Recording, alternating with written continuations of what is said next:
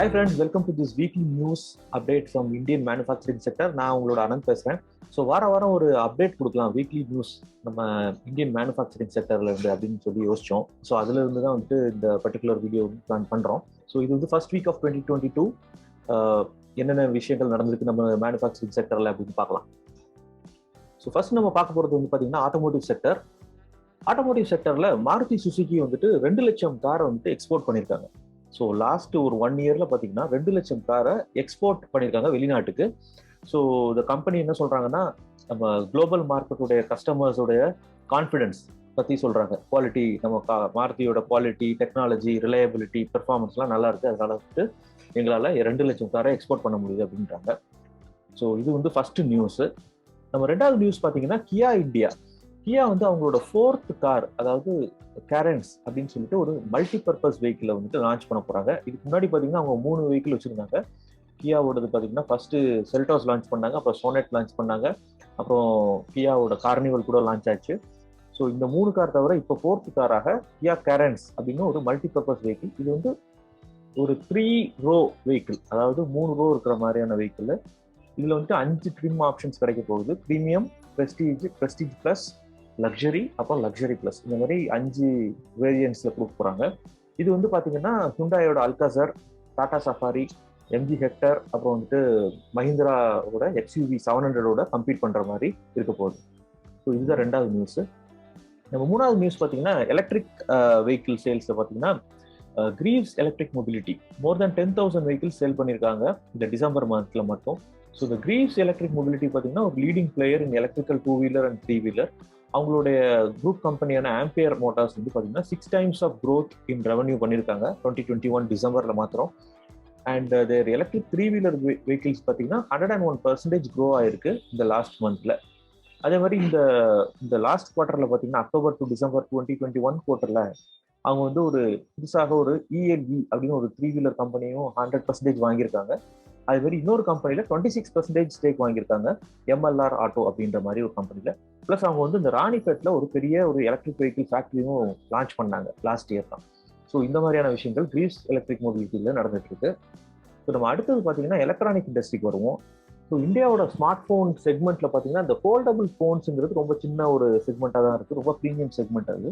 So இந்த coming இயர்ல Xiaomi, apple, Oppo, Vivo இந்த மாதிரியான கம்பெனிஸ் கூட வந்து இந்த மாதிரி ஃபோல்டபுள் ஃபோன்ஸ் லான்ச் ஆகும் அப்படின்ற மாதிரி எதிர்பார்க்கப்படுகிறது.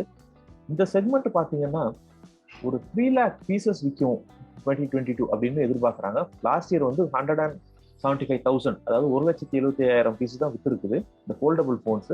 இந்த வருஷம் ஒரு 3 லட்சம் ஃபோல்டபுள் ஃபோன்ஸ் விற்கும் அப்படின்றது ஒரு எதிர்பார்ப்பாக இருக்கிறது. சரிங்களா? இந்த ஃபோல்டபுள் ஃபோன்ஸ் பார்த்தீங்கன்னா ஓவரால் ஸ்மார்ட் ஃபோன் செக்மெண்ட்ல, அதாவது லக்ஸரி செக்மெண்ட்டுக்குள்ளேயே அது வந்து ஒரு 4.2% தான் இருக்கு. லக்ஸரி செக்மெண்ட்னா என்னன்னு பார்த்தீங்கன்னா 50,000 ரூபாய்க்கு மேலே இருக்கிற ஃபோன்ஸை வந்து லக்ஸரி செக்மெண்ட் கேட்டகரைஸ் பண்றாங்க.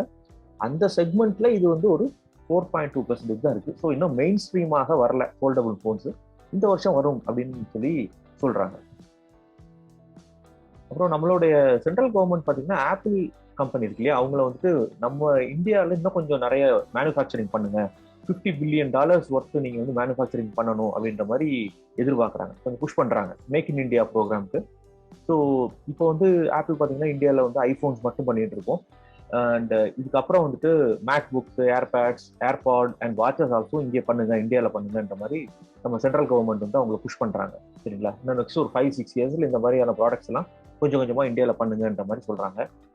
ஸோ இப்போ ஆல்ரெடி பார்த்தீங்கன்னா நிறைய சைனாவில் நம்ம ஆப்பிள் மேனுஃபேக்சரிங் பண்ணிட்டு இருக்காங்க. ஸோ அதை கொஞ்சம் கொஞ்சமா இந்தியாவுக்கு கொஞ்சம் கொண்டு வரலாம் அப்படின்றது நம்மளோட சென்ட்ரல் கவர்மெண்டோட புஷ். ஏன்னா உங்களுக்கு தெரியும் சைனீஸ் கவர்மெண்ட் மேல, சைனா ஓவரால் அந்த சைனான்ற கண்ட்ரி மேல நிறைய பேருக்கு இப்போ வந்து கொஞ்சம் வெறுப்பு இருக்குது. ஸோ அங்கேருந்து நிறைய இண்டஸ்ட்ரீஸ் வெளியே வரணும்னு பார்க்குறாங்க. So government is taping this particular sentiment. So அடுத்தது நம்ம பவர் செக்டர்ல பார்த்தீங்கன்னா Sterlite power commissions Gurgaon transmission project worth பார்த்தீங்கன்னா ஒரு 1,662 crore ஒர்த் ஆஃப் ப்ராஜெக்ட் வந்து கமிஷனிங் பண்ணியிருக்காங்க. ஸோ அது வந்து மத்திய பிரதேஷ்ல வந்து கார்கோன் டிரான்ஸ்மிஷன் லிமிடெட் பேரு. ஸோ இது வந்து பார்த்தீங்கன்னா 1,320 மெகாவாட் பவரை வந்துட்டு கார்கோன்ல இருந்து கண்ட்வா சப்ஸ்டேஷன் அப்படின்ற இடத்துக்கு எடுத்துட்டு போயிட்டு அங்கிருந்து திருப்பி மத்திய பிரதேஷ், மகாராஷ்டிரா, சத்தீஸ்கர், கோவா, குஜராத் இந்த மாதிரி நிறைய ஸ்டேட்ஸ்க்கு வந்து பவர் கொடுக்கறதுக்காக இந்த ப்ராஜெக்ட் பண்ணியிருக்காங்க. ஸோ இது வந்து பார்த்தீங்கன்னா 765 kilowatt DC Khandwa to Dhule transmission line. அப்புறம் இது வந்து என்னன்னா இந்த டிரான்ஸ்மிஷன் லைன் இந்த மாதிரி எல்லா விஷயங்களும் இப்போ ரெடியாக இருக்குது. ஸோ வந்துட்டு கூடிய சீக்கிரம் இது வந்துட்டு லான்ச் பண்ணுவாங்கன்னு நம்ம எதிர்பார்க்குறோம். அதே மாதிரி இந்தியாவோட ஓவரால் பவர் கன்சம்ஷன் பார்த்தீங்கன்னா 110.34 பில்லியன் யூனிட்ஸ் சரிங்களா. போன வருஷம் இதே இது பார்த்தீங்கன்னா 105.62 பில்லியன் யூனிட்ஸாக இருந்தது. இந்த வருஷம் வந்துட்டு 110.34 ஆயிருக்கு. ஒரு 4.5% இன்க்ரீஸ் ஆயிருக்கு. இது ஒரு நல்ல விஷயம். ஆனால் இப்போ என்ன ஆகுதுன்னா இந்த கோவிட் லாக்டவுன்ஸ்லாம் இப்போ வரப்போறதுனால இன்னும் கொஞ்சம் குறைய வாய்ப்பு இருக்கு. இன்னும் ஓவரால் டிமாண்ட் கொஞ்சம் குறைய வாய்ப்பு இருக்குன்ற மாதிரி எதிர்பார்க்குறாங்க. ஸோ லெட் அஸ் see இந்த பவர் கன்சம்ஷன் எப்படி இருக்குன்னு பார்க்கலாம். அடுத்தது நம்ம வந்து மெட்டல்ஸ் அண்ட் மைனிங் இண்டஸ்ட்ரி வந்து பார்க்க போகிறோம். இதில் வந்து ஹிந்துஸ்தான் ஜிங்க் அவங்களுடைய லாஸ்ட் குவார்டர், அதாவது Q3 அக்டோபர்லேருந்து டிசம்பர் வரைக்கும் பார்த்தீங்கன்னா அவங்களோட ஓவரால் ப்ரொடக்ஷன் 11% இன்க்ரீஸ் ஆயிருக்கு. இது வந்து வேதாந்தா குரூப்போடைய ஒரு கம்பெனி. இது வந்து என்ன பண்ணியிருக்காங்கன்னா 261,000 டன்ஸ் பண்ணியிருக்காங்க லாஸ்ட் குவார்டர் சரிங்களா. அதுக்கு சப்போர்ட் பார்த்தீங்கன்னா பிளான்ட் நல்லா ஓடி இருக்குது, மெட்டலோட அவைலபிலிட்டி இருந்திருக்குது, அதே மாதிரி அவங்களோட பிஸ்னஸ் பேராமீட்டர், அவங்களோட ஆப்ரேஷன்ஸ் பேராமீட்டர்ஸ்லாம் நல்லாவே இருந்திருக்குது. அதனால இந்த மாதிரியான ஒரு நல்ல ஒரு ரிசல்ட் கொடுக்க முடிஞ்சிருக்குன்னு சொல்றாங்க. லாஸ்ட் இயர்ல பார்த்தீங்கன்னா 235,000 டன்ஸ் பண்ணியிருக்காங்க.